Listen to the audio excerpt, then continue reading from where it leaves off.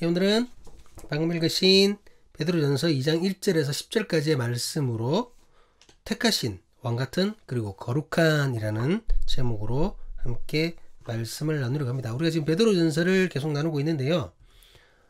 베드로전서가 산소망의 책이라고 우리는 얘기했습니다. 소망을 얘기하고 있었죠. 네. 그 1장에서 우리가 산소망과 소망의 합당한 삶에 대해서 이제 나누었습니다. 오늘 본문 2장으로 이제 들어왔는데요. 오늘 본문에서는 산돌 대신, 산소망에서 이제 산돌입니다. 산돌 대신은 예수님과 하나님의 백성들 믿음의 사람들에 대해서, 그리고 이 산돌 대신 예수 그리스도를 믿는 믿음의 사람들에서 이제 전하게 됩니다. 먼저 이제 베드로는 이 성도의 성장에 관해서 얘기합니다. 본문을 바로 한번 볼 텐데요. 본문 1절 2절 말씀입니다. 그러므로 모든 악독과 모든 기만과 외식과 시기와 모든 비방하는 말을 버리고 갓난아기들 같이 순전하고 신령한 짓을 사모하라. 이는 그로 말미암아 너희로 구원에 이르도록 자라게 하려 함이라. 그 아기는 여러분 너무나 귀엽잖아요. 오늘 또 예배 전에 저희 아내가 아이들과 함께 우리 아이들 어렸을 때 유치원 들어가기 전에 막 그럴 때 영상을 막 보면서 서로 막 좋아하더라고요. 너무나 귀엽죠. 당사자가 봐도 아마 귀여울 겁니다. 뭐 사람은 말할 것도 없고 동물들도 어린 새끼는 너무나도 귀엽습니다. 너무나 예쁘죠. 어떤 때는 이 아이들이 자라나는 것이 너무나 아쉽기도 합니다. 그때 영상을 보면서 야, 이때가 좋았는데 지금은 징그러워졌어 막 이렇게 하기도 하고 그러죠. 그래서 이제 농담으로 아기 때 모습으로 그대로 쭉 있었으면 좋겠다라고 이렇게 말을 하는 부모님들도 있습니다. 근데 여러분 그 말인 거잖아요. 실제로 아이가 성장하지 않으면 어떻게 되겠습니까, 여러분? 그 아이가 진짜 1년이 지나고 2년이 지나도 아기 때 모습 그대로 그렇게 있으면 어떻게 될까요? 진짜로 그런 것을 바라는 부모님은 없습니다. 없어요. 아기는 여러분 성장해야 합니다. 자라나야 되죠. 아무리 귀엽고 사랑스러운 아이라도 성장하지 않고 계속해서 아기의 모습으로 있다면 어떻게 되겠습니까, 여러분? 더 이상 그 부모는 그 아이를 통해서 즐거움을 얻지 못할 거예요. 귀여워하지 않을 겁니다.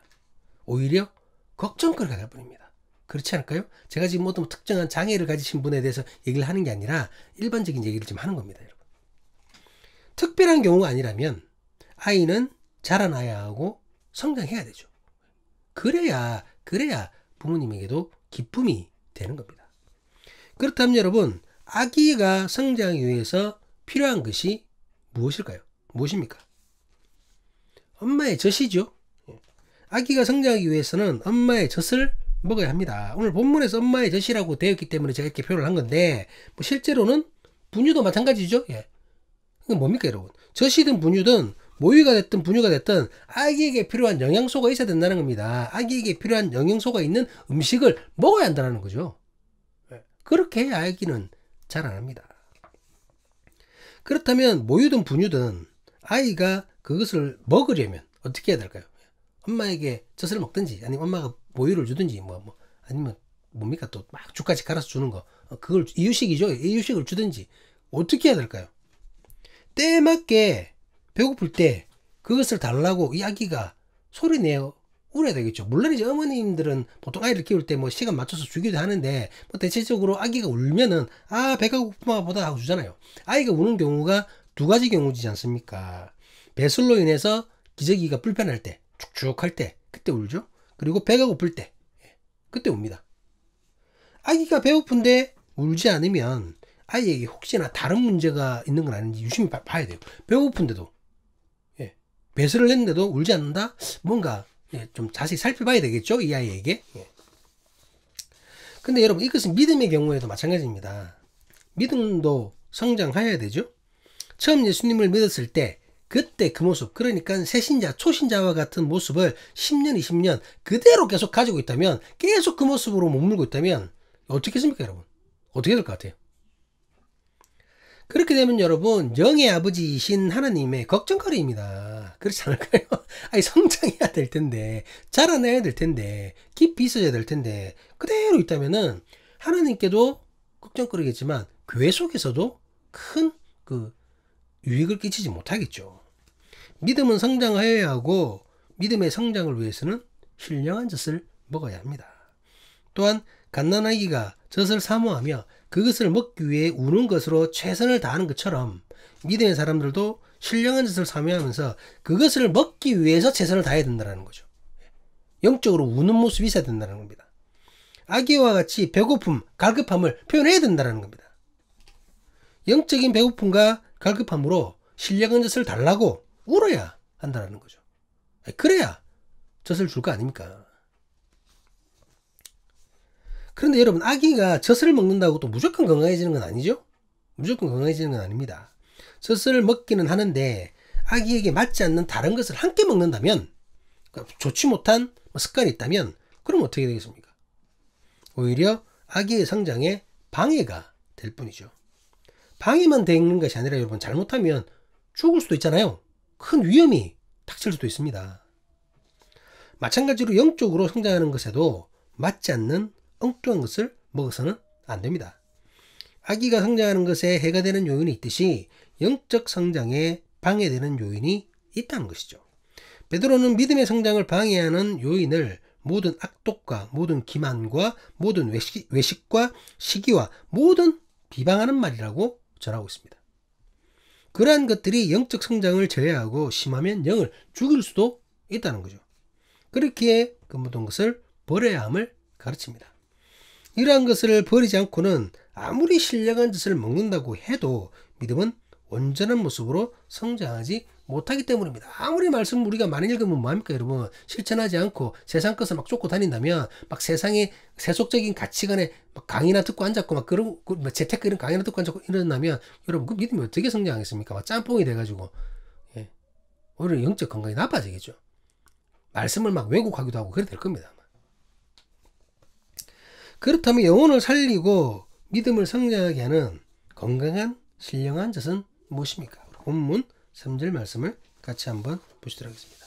너희가 주의 인자하심을 맛보았으면 그리하라. 베드로는 신령한 젖을 주의 인자하심이라고 말하고 있습니다. 본문의 인자하심은 헬라어로 크레스토스라는 단어를 사용하고 있습니다. 이는 좋은, 친절한, 자비로운 등의 뜻을 가집니다. 그러니까 주의 좋으심, 주의 친절하심, 주의 자비로움을 나타내는 것이죠. 종합적으로 주의 인자하심은 여러분 주의 사랑을 의미하는 거잖아요. 그렇다면 주의 사랑의 결정체는 뭡니까? 여러분? 하나님의 사랑의 결정체는 뭡니까? 예수 그리스도 자신이죠. 주님의 사랑의 결정체는 예수 그리스도 자신입니다. 하나님의 사랑은 독생자 예수 그리스도를 이 땅에 보내심에서 나타났습니다. 그리고 예수 그리스도는 하나님의 말씀이 육신되어 이 땅에 오신 분이시죠. 또한 말씀으로 복음을 전하고 가르치셨습니다. 그렇기 때문에 신령한 젖은 예수 그리스도 그 자체이며 그리스도의 말씀을 의미하는 것이죠. 이는 믿음은 들음에서 나며 들음은 그리스도의 말씀으로 말미암느니라 라는 바울의 가르침과도 일맥상통하는 부분입니다. 그리스도인은 건강하게 성장하기 위해서 신령한 젖인 주님의 말씀을 사모하고 경험해야 됩니다. 예수 그리스도 그 자체를 사모해야 된다는 거죠. 말씀을 통해 주님을 만나야 한다는 겁니다. 경험해야 한다는 거죠. 여기서 중요한 것은 적당량을 매일매일 사모하고 꾸준히 먹어야 한다는 겁니다. 무슨 말이냐면 여러분, 만약 아이가 여러분 이틀치 젖을 한꺼번에 먹고 다음날 쪼그토록 굶었다. 어떻게 될까요? 한 3일치를 막 한꺼번에 막 먹고는 배 터지게 먹고는 3일 동안 굶어버렸다. 어떻게 될까요? 이 아이는 성장하는 게 아니라 여러분 목숨이 위태롭습니다. 그렇지 않나요? 말씀도 마찬가지입니다. 말씀을 한 번에 말리는 것이 중요한 게 아니에요. 오늘 내가 마태복음 다 읽고 한 달 쉬었다가 한 달 뒤에 마가복음 다 읽고 그렇게 하면 여러분 제대로 소화하지도 못해요. 무슨 뜻인지 알지도 못합니다.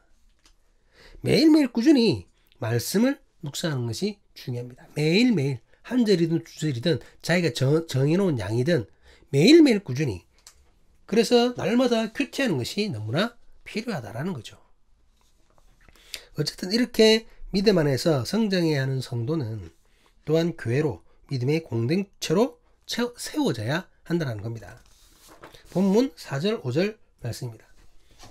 사람에게 버림받아 되었으나 하나님께는 택하심을 입은 보배로운 산돌이신 예수께 나아가 너희도 산돌같이 신령한 집으로 세워지고 예수 그리스도로 말미암아 하나님이 기쁘게 받으실 신령한 제사를 드릴 거룩한 제사장이 될지니라. 예수님 당시의 유대인들은 예수님을 메시아로 인정하지 않았죠. 마치 건축자의 버린 돌처럼 예수님을 버리고 말았습니다. 하지만 베드로는 유대인이 버린 돌을 하나님께서 인정하셨다고 말씀하고 있습니다. 예수님을 보배로운 산돌이 되게 하셨다고 선언합니다. 이제 성도는 산돌 되시는 예수님 안에서 신령한 집을 세우라고 전합니다. 신령한 집이 무엇입니까? 신령한 집을 세우라. 본문의 집은 헬라어로 오이코스, 성전을 나타낼 때 종종 쓰는 단어인데요. 하지만 본문의 신령한 집은 성전을 의미하는 것이 아니죠. 예루살렘 성전을 의미하는 것이 아닙니다. 물리적인 건물을 가리키는 말이 아니라는 겁니다. 베드로가 말하는 신령한 성전은 바로 교회, 신앙 공동체가 세워져야 함을 말하는 것입니다. 베드로는 이 신령한 집을 통해 주님을 향한 신령한 제사가 드려져야 함을 전합니다. 신령한 제사에 여러분 필요한 것이 뭘까요? 우리가 진정한 예배를 드리기 위해서 필요한 것이 무엇입니까, 여러분? 성전입니까? 예배당인가요? 건물입니까? 그렇지 않습니다, 여러분. 그게 아니라는 거죠. 신령한 제사를 위해서 진정으로 필요한 것은 뭐냐면 신령과 진정으로 예배하는 예배자가 필요한 겁니다. 사람이 필요하다는 겁니다. 이해가 되시죠? 건물이 있다고 여러분 예배가 이루어지지 않잖아요. 하지만 건물이 없어도 진정한 예배자가 있으면 예배가 이루어지는 겁니다. 예배자가 필요합니다. 요한복음 4장 21절에서 23절 말씀에서 예수님은 이렇게 말씀하십니다. 요한복음 4장 21절에서 23절 말씀입니다. 예수께서 이르시되 여자여 내 말을 믿으라. 이 산에서도 말고 예루살렘에서도 말고 너희가 아버지께 예배할 때가 이르리라. 너희는 알지 못하는 것을 예배하고 우리는 아는 것을 예배하노니 이는 구원이 유대인에게서 남이라. 아버지께 참되게 예배하는 자들은 영과 진리로 예배할 때가 오나니 곧 이때라. 아버지께서는 자기에게 이렇게 예배하는 자를 찾으시느니라. 참된 예배를 위해서 필요한 것은 어떤 장소나 건물이 아닙니다. 참된 예배를 위해서는 참된 예배자가 있어야 합니다. 그리고 하나님께서는 그 참된 예배자를 찾고 계심을 말씀하십니다. 주님의 말씀으로 성장한 우리는 한 사람 한 사람 모두가 하나님께서 기뻐하시는 예배 공동체로 모여야 하는 것입니다. 그렇게 모든 이들이 예배자의 삶을 살아야 한다는 거죠. 베드로는 성도 한 사람 한 사람이 거룩한 제사장이 되어야 함을 강조합니다.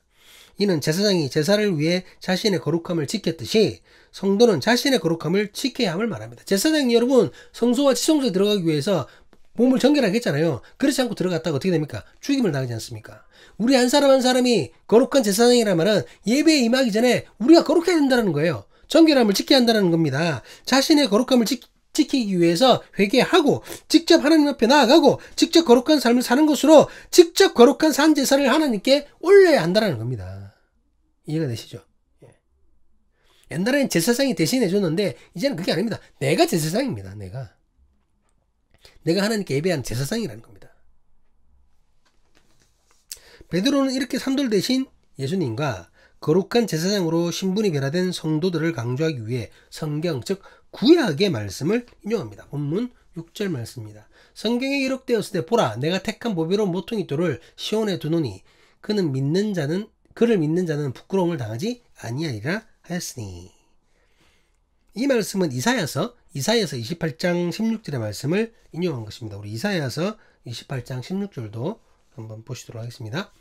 그러므로 주 여호와께서 이같이 이르시되 보라 내가 한 돌을 시온에 두어 기초를 삼았노니 곧 시험한 돌이요 귀하고 견고한 기초돌이라. 그것을 믿는 이는 다급하게 되지 아니하리로다. 예수님께서는 구약에서부터 예언된 보배로운 모퉁이 돌임을 나타내며 그를 믿어야 함을 강조하고 있는 것입니다. 이 돌은 믿는 자들에게는 기쁨이요 생명이 됩니다.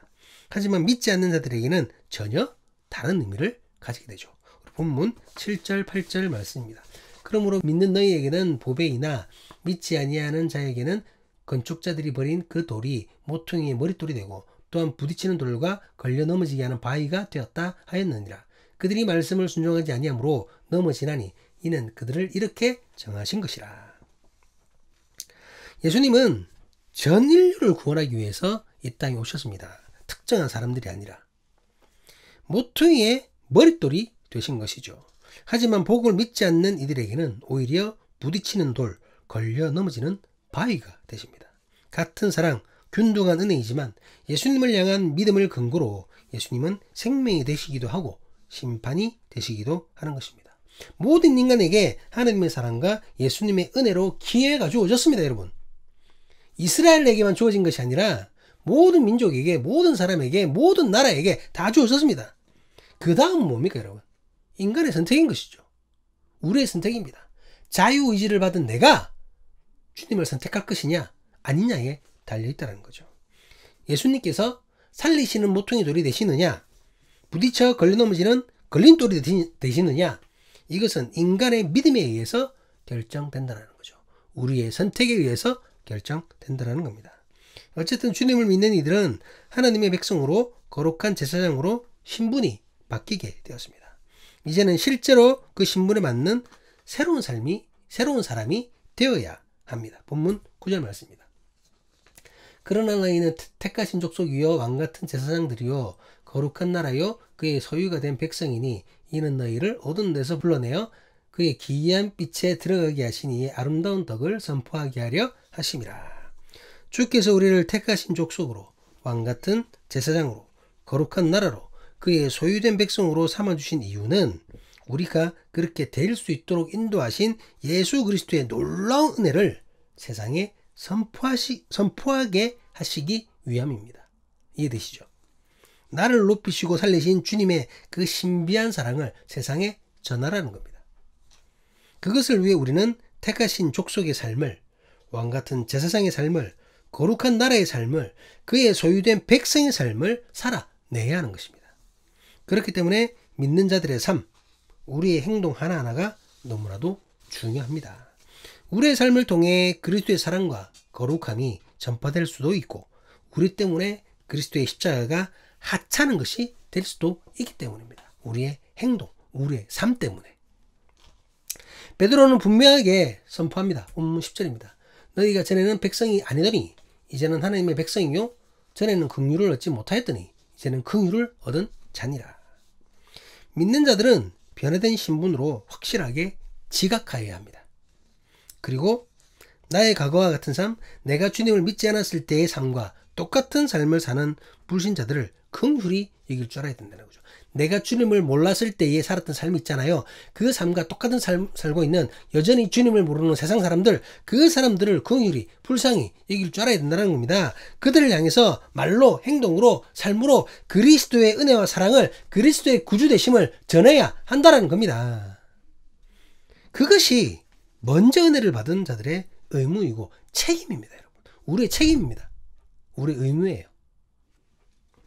사랑하는 사람이 교회 신앙 공동체 여러분, 믿는 자들은 그 존재 자체만으로도 복음의 증거가 되어야 합니다. 우리는 우리 존재 자체가 복음이어야 한다는 겁니다.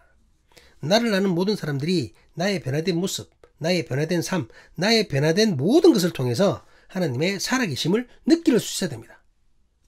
이전과는 전혀 다른 삶의 방식, 삶의 이유가 나에게 드러나야 한다는 거죠. 그때는 뭐 나도 잘 먹고 잘 살고 경쟁에서 무조건 이기고 어쨌든 내가 이 땅에서 잘 높아지고 봐야 되는 것이었지만 이제는 아니라는 겁니다. 주님의 나라와 영광을 위해서, 그리고 이 땅에서도 주님의 나라와 영광을 나타내기 위해서 사랑하고 그 사랑을 실천하고 주님의 사랑을 전하고 그런 삶을 통해서 세상 사람들에게 나의 변화된 모습을 전해야 한다는 거죠. 야, 저 사람이 저 정도로 변할 정도면 예수라는 그 신이 진짜로 있나 보다.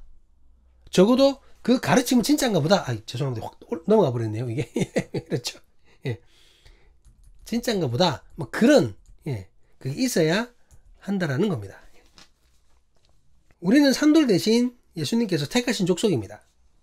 주께서 세우신 왕 같은 제사장입니다. 주님이 함께하기 원하시는 거룩한 나라입니다. 세상을 위해 특별히 세우신 하나님의 소유된 백성입니다.